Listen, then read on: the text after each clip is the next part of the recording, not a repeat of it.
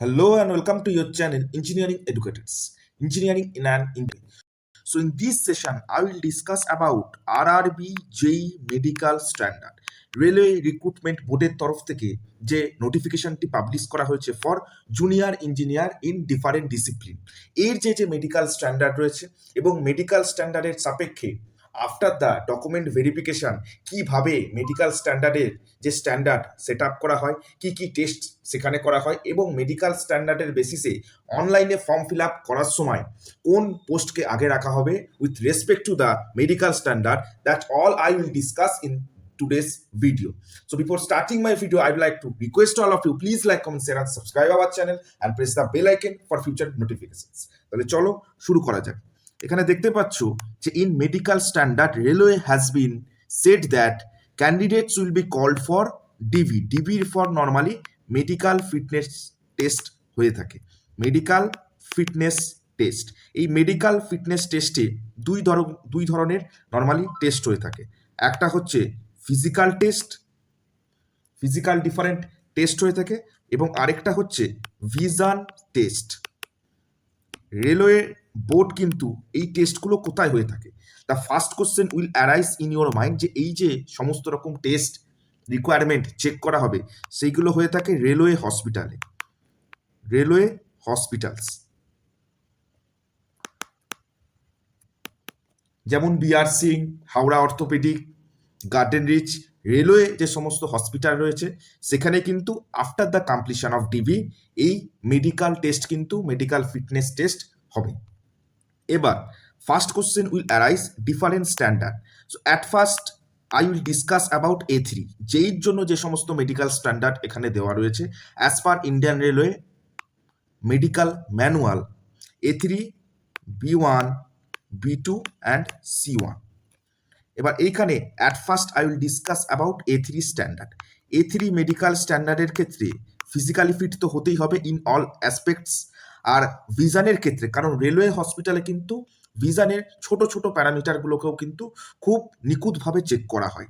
So for A3 medical standard, the distance vision that you should have, the vision acuity 6/9 or 6/9 in both eyes, 6/9 left eye, right eye, with or without glass. আচ্ছা, without glass যদি থাকে vision acuity কিন্তু 6/12 বা 6/18, above দেন 6/9 হলে চলবে না। অনেকের চোখে হয়তো পাওয়ার নেই কিন্তু ভিশন অ্যাকুইটি সেটা হয়তো is on the higher side. এটার মানে হচ্ছে 6 মিটার ডিস্টেন্স থেকে যদি কেউ 6 mm যে লেখাটি দেখতে পায় তার ভিশন অ্যাকুইটি 6/6 হয়ে থাকে। এবার খালি চোখেও যে হয়তো চশমা পরে না, অনেকের ক্ষেত্রে কর্নিয়াল যে ডিফারেন্সেস তার জন্য কিন্তু এই ভিশন অ্যাকুইটি চেঞ্জ হতে পারে। ঠিক আছে, উইদাউট গ্লাসও অনেকের ক্ষেত্রে হয়ে থাকে। লাস্টের রোয়ের যে লেখাগুলো 6 মিটার ডিস্টেন্স থেকে 6 মিলিমিটার বা 9 মিলিমিটারের যে রেখাটা সেটা কিন্তু দেখতে পায় না। আচ্ছা, এবার উইথ গ্লাস কতটা eligible? With glass eligibility is 2 dioptre, up to 2 dioptre. ঠিক আছে, 2 ডায়োপ্টারের বেশি কিন্তু হবে না। এটা প্লাস মাইনাস দুটোর ক্ষেত্রেই এলিজিবল। এবার এই ক্ষেত্রে আরেকটি কথা বলে নেওয়া দরকার, as per Indian railway medical manual IRMM, তো IRMM যেটা বলছে সেটা হচ্ছে এখানে কিন্তু 2 ধরনের পাওয়ারই নেওয়া হয়ে থাকে। একটা হচ্ছে স্ফেরিক্যাল পাওয়ার, কত ডায়োপ্টার, আর নেক্সটটা হচ্ছে সিলিন্ড্রিক্যাল পাওয়ার। এই দুটোই অ্যাড অন করা হয়, দুটো যোগ করে সেটা কিন্তু 2 ডায়োপ্টারকে এক্সিড করলে চলবে না ডিস্টেন্স ভিশনের ক্ষেত্রে, দূরবর্তী যে ভিশন তার ক্ষেত্রে। আচ্ছা, এবার হচ্ছে নিয়ার ভিশনের ক্ষেত্রে কি, ইট উইল বি N6, মানে উইথ অর উইদাউট গ্লাস ঠিকভাবে দেখতে সক্ষম হবে কাছের বস্তুগুলোকে বা কাছের লেখাগুলোকে, N6 হওয়া দরকার। ঠিক আছে, and in the last part must past test for colour vision, binocular, night vision and mesopic vision. এখানে বেশ কিছু টেস্ট কিন্তু রেলওয়ে হসপিটালগুলোতে টেস্টিং ফেসিলিটি যে সমস্ত এই দেওয়া রয়েছে টেস্টগুলোর, সেগুলো থাকলে করা হবে। আচ্ছা, B1-এর ক্ষেত্রে কি রয়েছে? B1-এর ক্ষেত্রে 6/9 অর 6/12। এখানে কিন্তু প্রত্যেকটির ক্ষেত্রে বলে দেওয়া রয়েছে। B1-এর ক্ষেত্রে কিন্তু পাওয়ারটা একটু বেশি, 4D অবধি কিন্তু এর পারমিসিবল লিমিট রয়েছে। B2-র ক্ষেত্রেও একই জিনিস, 4D। আচ্ছা, এই ক্ষেত্রে কি কি ডিফারেন্সেস রয়েছে, যে ডিফারেন্ট টেস্ট এখানে দেওয়া রয়েছে, colour vision, binocular, night vision, mesopic. আচ্ছা, বিটুর ক্ষেত্রে কিন্তু কেবলমাত্র বাইনোকুলার ভিশন পাস করলেই হবে। এবার যে মোস্ট ইম্পর্টেন্ট থিং, অনেকের ক্ষেত্রেই পাওয়ার থাকে -5 বা হয়তো -6, -7 ডায়াপ্টার, পজিটিভ পাওয়ারও হতে পারে। এবার তারা কি এলিজিবল? হ্যাঁ, তারা C1 ক্যাটাগরিতে কিন্তু এলিজিবল। C1 ক্যাটাগরিতে এলিজিবল। এখানে দেখতে পাচ্ছ as per railway medical standard, vision standard অনুযায়ী distant vision 6/12, 6/18 with or without glass. তার যদি হাই পাওয়ার থাকে, হাই মায়োপিক আই থাকে, যে -7, -8 এই সকল পাওয়ার সিলিন্ড্রিক্যাল এবং স্পেরিক্যাল মিলিয়ে, তারাও কিন্তু C1 ক্যাটাগরিক্যাল পোস্টের জন্য এলিজিবল। কারণ এখানে কিন্তু পাওয়ারের মেনশন কিছু নেই, ভিশন অ্যাকুইটি মেনশন আছে 6/12 আর 6/18। ঠিক আছে, আর বেশ কিছু টেস্ট করা হয়ে থাকবে, যেটা হচ্ছে নিয়ার ভিশন টেস্টটা এখানে কিন্তু ম্যান্ডেটারি। ওকে, আরেকটা কথা এখানে বলে নেওয়া দরকার, যাদের কালার ব্লাইন্ডনেস রয়েছে, কালার ব্লাইন্ডনেস, তো কালার ব্লাইন্ডনেস কিভাবে চেক করা হয়? Colour blindness will be checked in railway hospital by ইসিহারা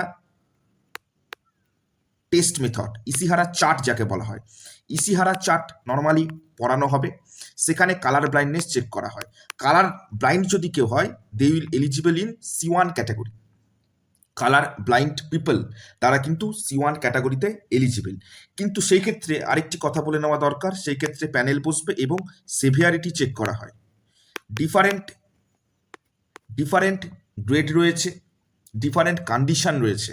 I condition with respect to the colour blindness, কতটা severe, mild, moderate, severe, very severe, extreme, এই ঠিক এরকমভাবে কিন্তু ক্লাসিফিকেশন রয়েছে।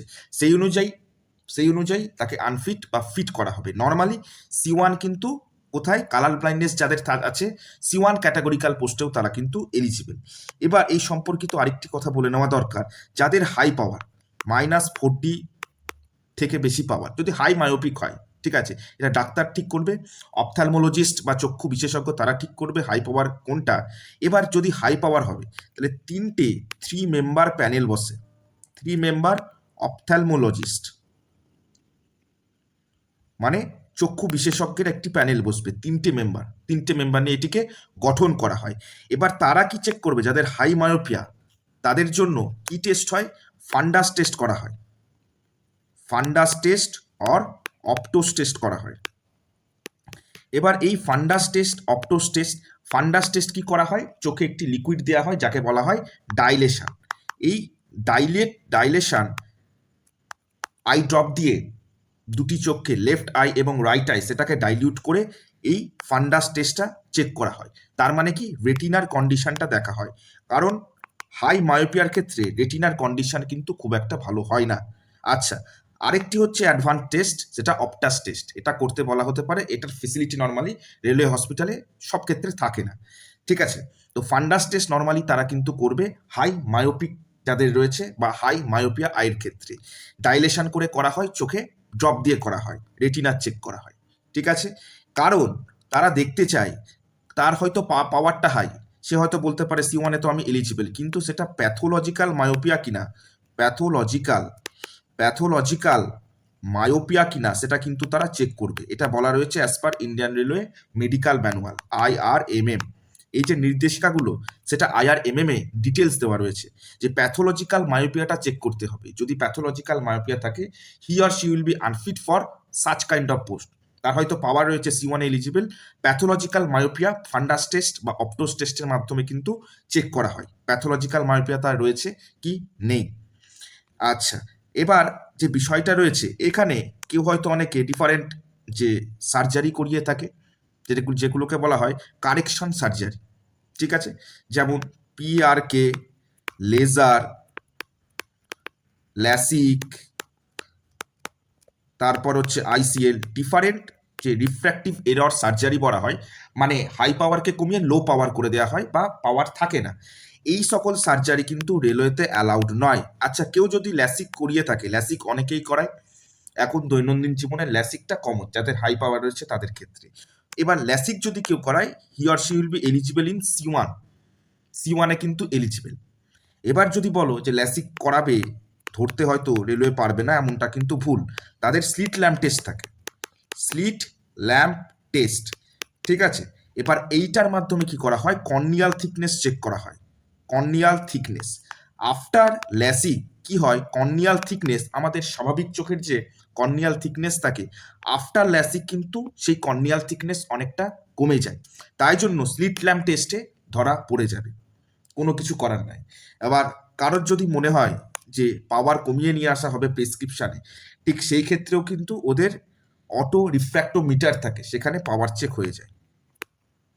সেই জন্য সেই জায়গাগুলো বুঝে সেভাবেই as per medical standard choice ফিলিংটা করতে, as per medical standard. As per medical standard কারোর হয়তো B1 আর C1 হচ্ছে, সেই ক্ষেত্রে B1 আর C1-এর যে পোস্টগুলো রয়েছে সেগুলোকে আগে রাখা, ওকে, A3-কে লাস্টে রাখা, কারণ A3 সে এলিজিবল হবেও না। যদি পাসও করে সেই ক্ষেত্রে after the completion of DB medically unfit কিন্তু ঘোষণা করে দেওয়া হবে রেলওয়ের ক্ষেত্রে। তো এই যে মেডিকেল স্ট্যান্ডার্ড, ডিফারেন্ট যে স্ট্যান্ডার্ড রয়েছে, ফিটনেস এবং ভিজন স্ট্যান্ডার্ড, সেই সকল ক্ষেত্রে কিন্তু এইগুলোকে বুঝেই চয়েস ফিলিংটা এবং চয়েস প্রেফারেন্সটা করতে হবে। আর ফিজিক্যাল টেস্টের ক্ষেত্রে নর্মালি হাইড্রোসিল, হার্নিয়া, এছাড়াও কানের টেস্ট শুনতে পাচ্ছে কিনা, ফ্ল্যাটফুট টেস্ট, এগুলো অপশনাল, সুগার 30 বছরের ওপর, ইউরিন টেস্ট, চেস্ট এক্সরে, এইগুলো করা হয়ে থাকে। তো নর্মালি চোখের ওপর রেলওয়ে বেশি গুরুত্ব দেয়, vision standards as per railway medical manual এবং এই যে নোটিফিকেশনে ভিজন স্ট্যান্ডার্ড দেওয়া রয়েছে সেই অনুযায়ী কিন্তু হতে হবে, এবং সেই অনুযায়ী হওয়ার পরই I think you should apply in such kind of post in your choice preference wisely with respect to the medical standard. Medical স্ট্যান্ডার্ডের সাপেক্ষে কিন্তু চয়েস ফিলিং, চয়েস প্রেফারেন্সটা করাটা বাঞ্ছনীয়। Thank you. If you like my video, please give your valuable feedback in the comment section. Thank you. Have a great day. Jai Hind.